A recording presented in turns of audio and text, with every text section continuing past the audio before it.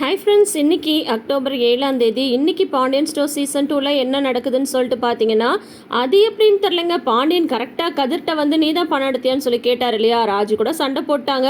சரி, இப்போ பார்த்தீங்கன்னா வந்து பழனி, செந்தில், கதிர் 3 பேரும் வந்து மாடியில் நின்று பேசிகிட்டு இருக்காங்க.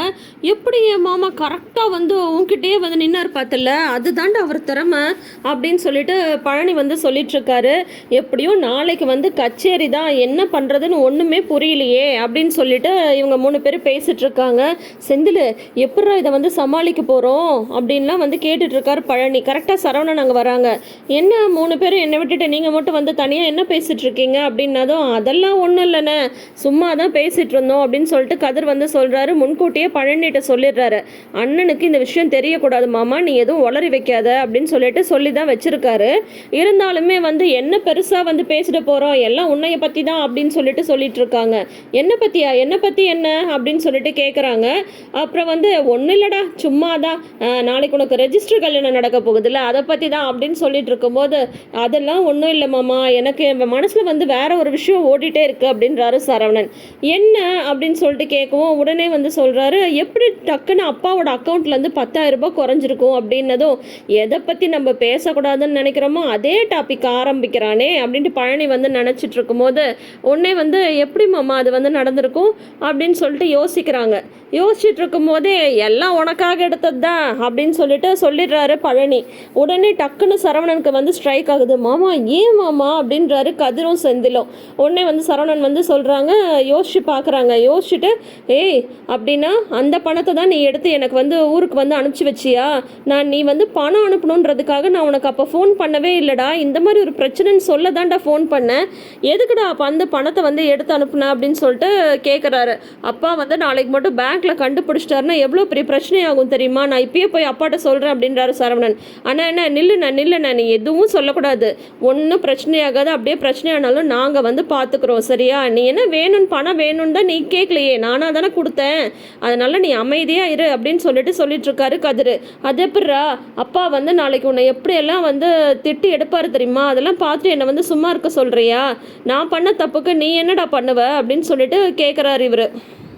உடனே பழனி சொல்கிறார், ஆமாண்டா, இப்போ வந்து சொல்லுடா, எப்படி பணம் கிடச்சிதுன்னு நீ ஏதாவது வந்து கேட்டியா? நீ கொஞ்சம் யோசிச்சு பாரு, உங்கள் அப்பா கணக்குலேருந்து பணத்தை எடுக்காமல் நாங்கள் எந்த பேங்க்கில் போய் கொள்ளடிக்கிறதாம்மா, அவ்வளோ சீக்கிரம் டக்குன்னு எங்களால் பணத்தை வந்து எப்படி ஏற்பாடு பண்ணுறது? அதனால தான் இவன் வந்து அப்படி பண்ணான் அப்படின்னு சொல்லிட்டு பழனி வந்து சொல்கிறாங்க. இதெல்லாம் சரியில்லை மாமா, நான் வந்து அப்பாட்ட சொல்லிடுறேன்னதும், அண்ணே நீ எந்த காரணத்துக்காக இந்த விஷயத்தை வந்து நீ அப்பாட்ட வந்து சொல்லக்கூடாது, அது இல்லாமல் அன்னைக்கு தெரிஞ்சால் அவங்களுமே ரொம்ப வருத்தப்படுவாங்க, நீ அமைதியாக இரு, இந்த பிரச்சனை வந்து தானா சரியாகும், நாளைக்கு காலையிலக்குள்ளார நான் ஏதாவது பண்றேன் அப்படின்னு சொல்லிட்டு கதிர் வந்து சொல்லிடுறாரு. இங்க இப்போ கதிர் வந்து அவருக்காக தான் பணத்தை வந்து எடுத்தாருன்றது சரவணனுக்கு தெரிஞ்சதும் சரவணனுக்கு வந்து அதிர்ச்சி ஆயிடுது. இப்போ என்னடா பண்றது, அப்பா வேற கதிரை தானே நாளைக்கு பிடிச்சி திட்டுவாருன்னு சொல்லிட்டு அவர் அதே யோசனையோட இருந்துட்டு இருக்காரு. இங்க தங்கமயில் வந்து பாத்தீங்கன்னா, எவ்வளோ சான்ஸ் கிடைச்சது செந்தில் தம்பிட்ட இருந்து அந்த ஆதார் கார்டு எடுக்க, ஆனா வந்து எடுக்க முடியாம போயிடுச்சு, இப்போ அம்மாட்ட என்ன பண்றதுன்னு கேட்கலாமான்னு ஃபோன் பண்ணலான்னு பாக்குறாங்க. இந்த ஒரு சின்ன விஷயம் கூட பண்ண மாட்டேன்னு அம்மா நம்மளதான் மறுபடியும் திட்டுவாங்க, என்ன பண்ணுறது அப்படின்னு சொல்லிட்டு யோசிச்சுட்டு இருக்கும் போதே கரெக்டாக சரவணன் வந்து கதவை வந்து தட்டுறாங்க. சரவணன் வந்து டல்லாக வந்து உட்காடுறாங்க. என்னது மாமா டல்லாக வராங்க, ஐயோ போச்சு, ஒருவேளை செந்தில் தம்பி வந்து ஆதார் கார்டில் இருக்கிற டேட் மாறி இருக்கிற விஷயத்த வந்து சொல்லிட்டாரா, அப்போது இவரை விட எனக்கு வந்து வயசு அதிகம்ன்றது தெரிஞ்சு போச்சா அப்படின்னதும் வந்து, மாமா சாரி மாமா, நான் வேணும்னே எதுவுமே பண்ணல மாமா, சாரி மாமா அப்படின்னு சொல்லிட்டு சொல்கிறாங்க. என்னால் எதையுமே வந்து நம்ப முடியல மயில, இப்படியெல்லாம் நடக்கும் நான் கொஞ்சம் கூட எதிர்பார்க்கவே இல்லை அப்படின்னு சொல்லிட்டு இவர் வந்து அந்த விஷயத்தை பற்றி, அந்த பண விஷயத்தை பற்றி சொல்லிட்டு இருக்காரு. ஆனால் மயில் வந்து சரி ஆதார் கார்டில் இருக்கிற டேட் ஆஃப் பர்த்தை பார்த்துட்டு தான் இவங்க வந்து இப்படி பேசுகிறாங்கன்னு நினச்சிட்டு தண்ணியெல்லாம் எடுத்து குடிக்கிறாங்க. ஒரே பதட்டமாக இருக்குது தங்கமயிலுக்கு. இல்லை மாமா வேணும்னே நான் வந்து வயசு அப்படின்னு சொல்லும் போது மறுபடியும் ஒருத்தவங்க வந்து கதவை தட்டுறாங்க. யாருன்னு பார்த்தா செந்தில் வந்து, அண்ணன் இந்த மாதிரி அண்ணியோட ஆதார் கார்டு வந்து என்னோட பர்ஸ்லேயே இருந்தது, இந்தாண்ணே அப்படின்னு சொல்லிட்டு கொடுக்குறாங்க. ஐயோ இப்போ தான் ஆதார் கார்டே இவர் வந்து கொடுக்குறாரா அப்படின்னா, நானாக தான் வந்து உளர பார்த்தனா அச்சுச்சோ அப்படின்னு சொல்லிட்டு தங்கமயிலுக்கு ஒரே இதாகிடுது. அதுக்கப்புறம் வந்து என்ன மயில் ஆதார் கார்டு வந்துச்சுன்னு என்கிட்ட நீ சொல்லவே இல்லை அப்படின்றாரு சரவணன். உடனே டக்குன்னு அவங்க கையிலேருந்து ஆதார் கார்டை பிடிங்கிடுறாங்க. ஏன் அப்படின்றாரு. இல்லை மாமா நானே வச்சுக்கிறேன் அப்படின்றாங்க. கூட நான் அதை வந்து பார்க்குறேன், நானே வச்சுக்கிறேன் அப்படின்னு சொல்லிட்டு சரவணன் வந்து சொல்கிறாங்க. இல்லை மாமா என் பொருள் வேறு யார்கிட்டே இருந்தால் எனக்கு ஒரே பதட்டமாகவே இருக்கும். அது இல்லாமல் இந்த ஆதார் கார்டில் என்னோடய ஃபோட்டோவே நல்லா இல்லை, என்கிட்டயே இருக்கட்டும் அப்படின்றாங்க. மயில் ஃபோட்டோவில் போய் என்ன இருக்குது கூட நானே வந்து பத்திரமா வச்சுக்கிறேன். அப்புறம் இன்னும் கொஞ்ச நாளில் வந்து தகப்பன் பெயர் அப்படின்றத எடுத்துகிட்டு கணவன் பெயர்னு என் பேரை போட்டுக்கலாம் சரியா, கூட நான் ஆதார் கார்டை பார்க்குறேன் அப்படின்றாரு.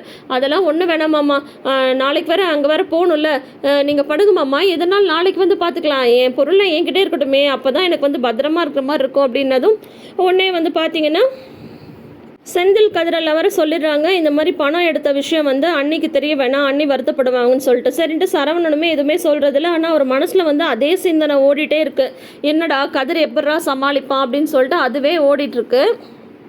அடுத்த நாள் காலையில் வந்து ரெஜிஸ்ட்ரேஷனுக்காக இவங்க ரெடி ஆகிட்டு உட்காந்துட்ருக்காங்க. கோமதி வந்து கோயிலுக்கு போயிட்டு வந்து பிரசாதெல்லாம் கொடுக்குறாங்க. அப்போ வந்து பாண்டியன் வந்து சொல்லிட்டு இருக்காரு, சரி இவங்க 2 பேரும் ரெஜிஸ்ட்ரேஷன் போகும்போது கூட யாராவது போகணும்ல அப்படின்னதும் உடனே செந்திலையும் மீனாவும் போயிட்டு வரட்டும், மீனா தானே கவர்மெண்ட்டில் வேலை பார்க்குது, அதனால வந்து ஏதாவது ஃபார்மாலிட்டியாக இருந்தால் மீனா வந்து பார்த்துக்குவாப்புல அப்படின்ட்டு பாண்டியன் வந்து சொல்கிறாங்க.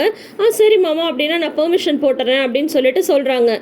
தங்கமயிலுக்கு ஐயோ இந்த மீனா வந்தால் அவ்வளோதான், நம்ம எதுவுமே பண்ண முடியாது, எல்லாத்துலேயும் பயங்கர உஷாராக இருப்பா, எப்படியாவது அவள் வராமல் தடுக்கணும் அப்படின்னு சொல்லிட்டு எதுக்குமாம்மா மீனாலாம் தேவையில்லாமல் ஆஃபீஸ்க்கு வந்து பர்மிஷன்லாம் போடணும்ல அப்படின்னதும், ஏக்கா அதிலலாம் எனக்கு ஒன்றும் பிரச்சனை இல்லை அப்படின்னதும், இல்லை மீனா இது கவர்மெண்ட் சம்மந்தப்பட்ட விஷயம், முன்ன பின்ன லேட் ஆகும் அப்படின்னதும், ஆமாம் இல்லை கரெக்டு தான்க்கா, நான் ஒன்று பண்ணுறேன், பர்மிஷன்லாம் போடல, பேசாமல் நான் ஹாஃப் டே லீவ் போட்டுறேன் அப்படின்னதும், ஐயோ அதெல்லாம் வேண்டாம், எதுக்கு மீனா நீ எல்லாம் வந்துட்டு தேவையில்லாமல் உனக்கு லீவ் ஆகும்ல, செந்தில் தம்பி வர்றாருல அவரே போதும் அப்படின்னு சொல்லிட்டு தங்கமயில் வந்து சொல்கிறாங்க. உடனே வந்து கோமதி சொல்கிறாங்க, ஏய் அவள் வர்றது நல்லது தானே, தனியாக போவீங்க அப்படின்னு சொல்லிட்டு கேட்குறாங்க. உடனே பார்த்தீங்கன்னா தங்கமயில் வந்து அதான் செந்தில் தம்பி வர்றாருல போதும் அப்படின்னதும் உடனே வந்து ராஜி வந்து சொல்கிறாங்க மீனாட்ட, அக்கா நீங்கள் வர்றது அவங்களுக்கு வந்து பிடிக்கல அதுக்கு தான் அப்படின்னது எனக்கும் நல்லாவே தெரியுது அப்படின்ட்டு, சரி சரி நான் ஒன்றும் வரலக்கா, அழையா விருந்தாளியா நான் எதுக்கு வரணும் அப்படின்னு மீனா சொல்லவும் உடனே சரவணனுக்கு ஒரு மாதிரி எடுது.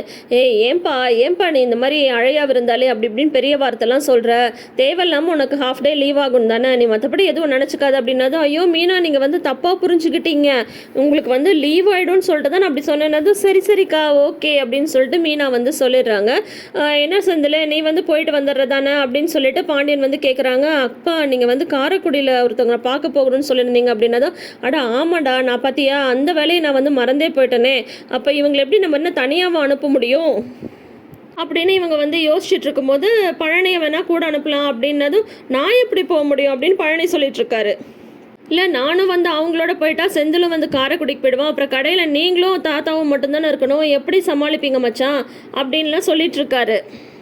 உடனே பார்த்தீங்கன்னா கதிர் வந்து சொல்கிறாரு, நான் வேணால் கூட போயிட்டு வந்துடுறேன் அப்படின்னதும், பார்த்தியா பெரிய மனுஷன் எப்படி கூட கிளம்புறான்னு சொல்லிட்டு உடனே வந்து கோமதி என்ன சொல்கிறாங்க, ராஜையும் மீனாவுக்கு தான் இதில் வந்து எக்ஸ்பீரியன்ஸ்லாம் அதிகம் அப்படின்னு சொல்லிட்டு சொல்கிறாங்க இந்த ரெஜிஸ்டர் மேரேஜ்லலாம், ஏன்னா அவள் தானே ரெஜிஸ்டர் மேரேஜ் பண்ணிக்கிட்டா அப்படின்னு சொல்லி சொன்னதும், அதோ பாருங்கத்த இதை பற்றி எனக்கு எதுவும் தெரியாது, அவங்க 2வது பையனும் 3வது பையனும் தான் எல்லா ஏற்பாடும் பண்ணாங்க அப்படின்னு சொல்லிட்டு மீனா வந்து சொல்ல, ரொம்ப தான் பண்ணாதடி அப்படின்னு சொல்லிட்டு சொல்கிறாங்க, உங்கள் 2 பேருக்கு தான் எல்லாமே தெரியுமே அப்படின்னது. உடனே ராஜி வந்து என்ன சொல்கிறாங்க, அதில் எங்கள் எல்லாருக்கும் விட முன்னோடி நீங்கள் தானே முதல்ல கல்யாணம் பண்ணீங்க அப்படின்னு சொல்லிட்டு ராஜி வந்து கோமதி ஓட்டுறதெல்லாம் அதெல்லாமே நல்லா சூப்பராக இருந்துச்சு. தங்கமயில் என்ன சொல்கிறாங்க, வேணுமாம்மா அதான் எங்கள் அம்மா வந்து வராங்கல்ல, அப்புறம் எதுக்கு இங்கேருந்து வேற எல்லோரும் வந்துக்கிட்டு அப்படின்ற மாதிரி தங்கமயில் வந்து சொல்லிட்டு இருக்காங்க.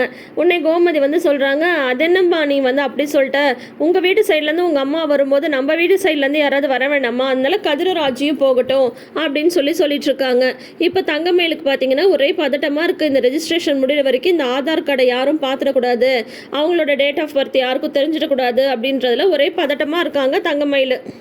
இந்த பிரச்சனை ஒரு பக்கம் இருக்கும்போது, நேற்று பிரமோவில் வந்து பார்த்தீங்கன்னா அந்த ஹோட்டலுக்கு பணம் கட்டுறதுக்காக தான் கதிர் வந்து பணத்தை எடுத்தான்ற விஷயத்த சரவணன் வந்து பாண்டியன்ட்ட வந்து சொல்லிடுறாங்க இல்லையா, அப்போ தப்பாக ரூம் புக் பண்ணது தங்கமயில் தானே.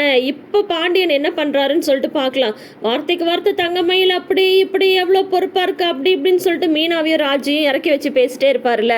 இப்போ மீனா சும்மா விட்டுருவாங்களா? ஏற்கனவே இந்த உண்மை மீனாக்கு வந்து தெரியும், இருந்தாலுமே வெளியில் வந்து காட்டிக்காமல் இருந்தாங்க. இப்போ பாண்டியன் வந்து அந்த உண்மையை தெரிஞ்சதுக்கப்புறம் அப்புறம் தங்கமயில என்ன சொல்ல போகிறாரு, இல்லை மருமகன் சொல்லிட்டு பேசாமல் விட்டுறாரான்றதெல்லாம் நாளைக்கு எபிசோடை பார்த்து தெரிஞ்சுக்கலாம்.